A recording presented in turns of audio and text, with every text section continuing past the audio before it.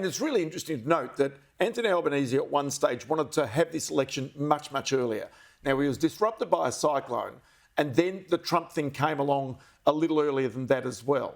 But in hindsight, when you look back, the later that this ran, the better he was doing in the polls, to the fact now that he becomes a Labor legend because of what has been a ground-sweeping election victory by the Labor Party and by Anthony Albanese as Prime Minister.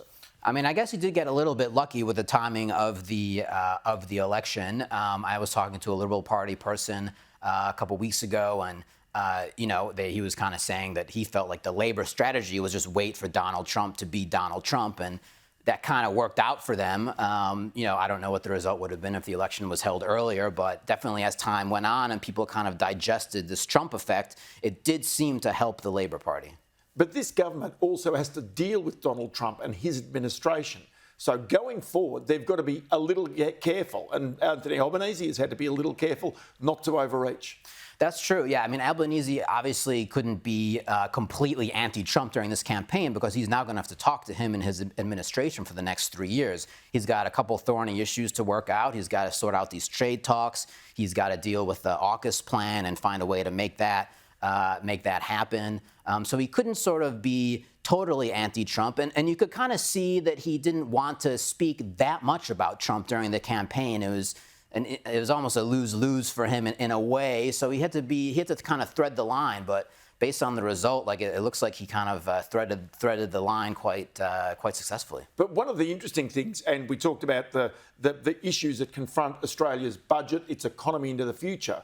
One of them is defence spending. And quite clearly, though there is an aspiration to raise defence spending, as compared with where Donald Trump would prefer it, Australia's defence spending is quite small. And one of the challenges for Australia is to try and raise it for the aspiration of Donald Trump. But the question is, Donald Trump's probably only there for another 3.5 years. And so whether you try and sweat Donald Trump out and just hope like hell that the next administration doesn't have the same demands that Donald Trump has. Yeah, I mean, this is what they've been saying about AUKUS, which is that, it was actually created by a Liberal government. Now it's a Labor government. You had Biden do it. Now Trump is in. So, I mean, they've sort of said that this is a bipartisan program. I guess what's interesting about the Trump thing is that he has changed his mind quite quickly on various things. And I think people are worried that he could perhaps change his mind on AUKUS, although he hasn't signaled that he's going to actually do that. So I think we'll just kind of have to wait and see what happens. And just tell me, the appetite for the stuff that you write in the Wall Street Journal out of Australia, the trends that you're picking up such as this, how easily and how happily are they taken by the Wall Street Journal in the United States? Or is it largely just that that's all part of the mix, part of the dross that goes through? I mean, whether you like Trump or you hate Trump, you kind of want to read about Trump.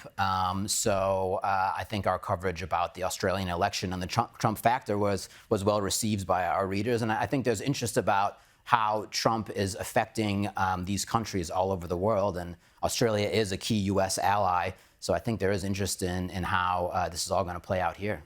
And the interesting side of this is, and you would have covered this as well, because we've certainly done it, with the cattle and the meat trade going into the United States, subject to 10% tariffs. It's one of those situations where the United States, because of drought, needs that meat.